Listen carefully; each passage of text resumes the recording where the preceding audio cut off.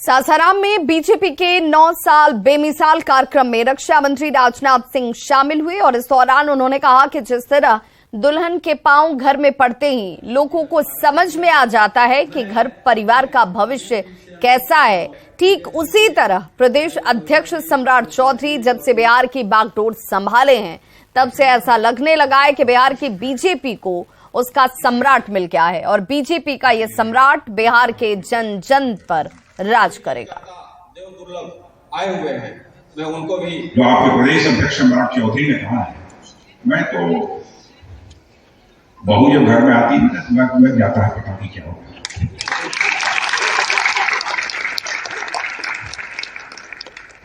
मुझे लगता है कि सम्राट चौधरी के भी पांव कुछ ऐसे ही हैं और किसी सहयोग वियोग से नहीं, सचमुच अब तो वही यह लगने लगा है Bharatiya Janata party clear majority के साथ स्पष्ट बहुमत के साथ बिहार में सरकार। भागलपुर और खगड़िया के बीच गंगा नदी पर अगवानी पुल गिरने के बाद सियासत थमने का नाम नहीं ले रही। बीजेपी नेता विजय सिन्हा ने डिप्टी सीएम तेजस्वी यादव पर निशाना साधा और पूछा है कि जो तेजस्वी यादव सदन में 70 घोटालों का जिक्र किया करते थे, आज वे पुल गिरने के बाद मौन क्यों हैं। इतना ही नहीं, विजय सिन्हा ने बिहार में कमीशनखोर सरकार का आरोप भी लगा दिया। उप मुख्यमंत्री तेजस्वी यादव जी 70 घोटालों का जिक्र सदन के अंदर करते थे, आज वह मौन क्यों हो गए हैं। चोर के दाढ़ी में तिनका स्पष्ट झलक रही है। पानी का खेल चलते रहा लेकिन अब तो पुल भी पानी में बह रहा है। कमीशनखोर सरकार की पोल खुल रहे हैं। पुलों का स्ट्रक्चर ऑडिट की जो बात आज सरकार ने की है, ये भ्रष्टाचारियों को बचाने का एक बड़ा खेल है। इसके पहले उन्होंने क्यों नहीं ये किया। चुनावी रणनीतिकार प्रशांत किशोर ने एक बार फिर से विपक्षी एकता को लेकर नीतीश कुमार की कवायद पर तंज कसा है। प्रशांत किशोर ने ट्वीट कर लिखा कि प्रधानमंत्री बनने का सपना लेकर देश भर में घूम रहे नीतीश जी के पास ओडिशा रेल दुर्घटना में हताहत हुए बिहार के लोगों की मदद के लिए समय नहीं है। कोरोना के बाद बीजेपी की मदद से इनको किसी तरह 42 सीटें मिल गई थीं। अब अगले चुनाव में कोई नाम लेने वाला नहीं बचेगा।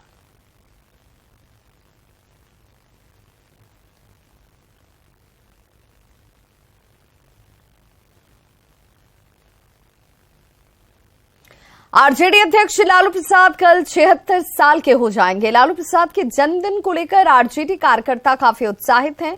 किडनी ट्रांसप्लांट के बाद लालू प्रसाद इन दिनों आरजेडी में किस तरीके से आपको बताते चलें। लालू प्रसाद के जन्मदिन को लेकर सामाजिक न्याय और सांप्रदायिक सौहार्द के तौर पर इसे मनाने की तैयारी चल रही। इन पोस्टरों को देखकर आप समझ सकते हैं जन्मदिन के दिन यानी कि कल बिहार के कई जगहों पर गरीबों के बीच कपड़े भी बांटे जाएंगे। पटना में 76 पाउंड का केक काटा जाएगा।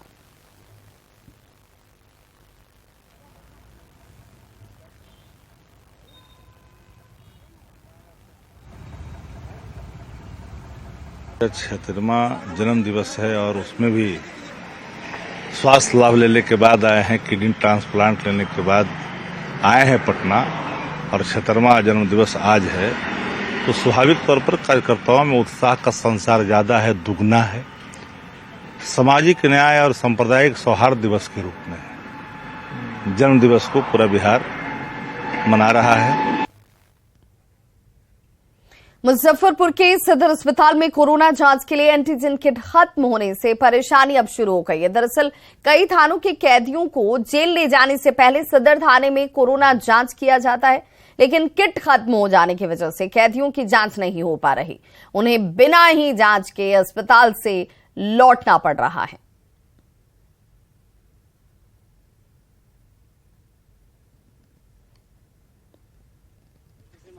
आरटीपीसीआर का है मेरे पास, वो वीटीएम होता है वो तो है, लेकिन जो एंटीजन टेस्ट तुरंत कर करके पॉजिटिव निगेटिव निकाला जाता है वो यहाँ पर खत्म है। लेकिन पेरी फेरी में कहीं कहीं है जिसका पत्राचार किया जा रहा है, जिसमें नजदीक में पुरानी में पता चला कि 800 किट अभी बचा हुआ है, तो वहां से 600 के लिए आदमी भेजे हैं। मुजफ्फरपुर के सदर अस्पताल में कोरोना किट खत्म हो चुका है। कोरोना जांच कराने कैदी जो आते हैं उन्हें अब लौट के जाना पड़ता है। इस वक्त हम उसी कोरोना जांच केंद्र पे खड़े हैं और यहाँ आप देख सकते हैं काउंटर एकदम खाली सा है, क्योंकि फिलहाल जो है वह एंटीजन किट जो है वह समाप्त हो चुका है, जिसके वजह से 2 दिनों से कैदी को लौट कर जाना पड़ता है, क्योंकि जेल जाने से पूर्व जो कैदी है उसे यहाँ लाया जाता है, कोरोना जांच कराया जाता है, लेकिन किट नहीं होने की वजह से उन कैदियों का कोरोना जांच नहीं हो पा रहा है। हालांकि इसको लेकर हमने सिविल सर्जन से भी बात की है, तो उन्होंने निश्चित तौर पे कहा है कि अभी किट खत्म हो गई है और इसकी व्यवस्था जो है हम कर रहे हैं। मुजफ्फरपुर से न्यूज़ 18 के लिए प्रियांक सौरभ। पटना पुलिस ने एक ऐसे कुख्यात अपराधी को गिरफ्तार किया जिसके ऊपर लूट और डकैती के 25 से ज्यादा केस दर्ज हैं। गिरफ्तार कुख्यात का नाम मोहम्मद निहाल है, जो किराए के मकान में रहकर डकैती की बड़ी वारदातों को अंजाम देता था। पिछले साल नवंबर से पटना के फुलवारी इलाके में ताबड़तोड़ डकैती की कई घटनाएं सामने आई। पुलिस ने इस कुख्यात के साथ 2 अपराधियों को गिरफ्तार किया है। पुलिस ने इनके पास से कई हथियार भी बरामद किए हैं। इसे पूछताछ के क्रम में ये बात प्रकाश में आई है कि ये लोग भोजपुर में और पटना में कंकड़बाग में अलग अलग जगहों पर किराए के कमरों में रह रहे थे और फिर से बड़ी घटना को अंजाम दिए जाने का प्रयास कर रहे थे। जो गिरफ्तार किए गए उसमें मोहम्मद जो निहाल हैं, इनके विरुद्ध 25 से अधिक कांड जो है पटना और नालंदा, भोजपुर, वैशाली के अलग अलग थानों में अंकित हैं और वर्तमान में ये फुलवारी शरीफ के 6 डकैती के कांडों में और उसके अलावा अन्य 2-3 कांडों में वांछित थे। और बड़ी खबर मधुबनी से, निकाय चुनाव संपन्न होने के बाद भी तनाव अब भी बरकरार है। चुनाव के एक दिन बाद 2 प्रत्याशियों के समर्थकों के बीच हिंसक झड़प हुई। घटना नगर थाना क्षेत्र के सिंघनिया चौक के पास की। तस्वीरें इस वक्त स्क्रीन पर आपके, जहां पर दोनों तरफ से भारी संख्या में लोग लाठी डंडे लेकर देखिए सड़क पर उतर गए और मारपीट शुरू हो गई। इस दौरान पथराव भी किया गया।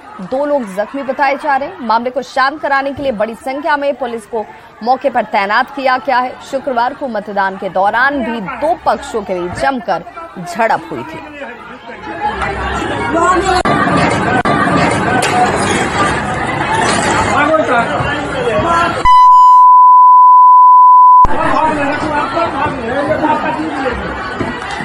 निकाय चुनाव के बाद भी देखिए तनाव जो है वो अब भी लोगों के बीच साफ तौर पर नजर आ रहा है। जो आज सड़कों पर जैसे रण क्षेत्र जैसा नजारा दिखा, लाठी डंडे लेकर लोग एक दूसरे को पीटते हुए, दौड़ाते हुए नजर आए।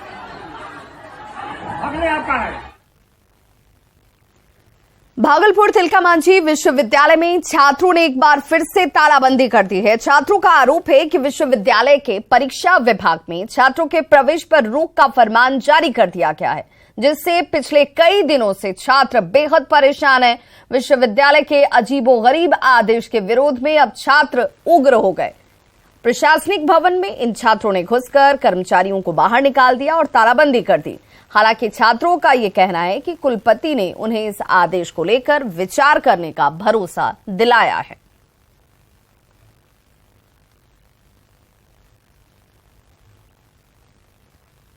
गया के ऑफिसर्स ट्रेनिंग एकेडमी में 23वीं पासिंग आउट परेड का आयोजन किया गया, जिसमें अलग अलग विभाग के 82 कैडेट्स पास आउट हुए। इनमें 11 मित्र देशों के कैडेट्स भी शामिल हैं, जिनमें भूटान के 5, श्रीलंका के 3, म्यांमार के 2 और नेपाल के कैडेट्स शामिल हैं।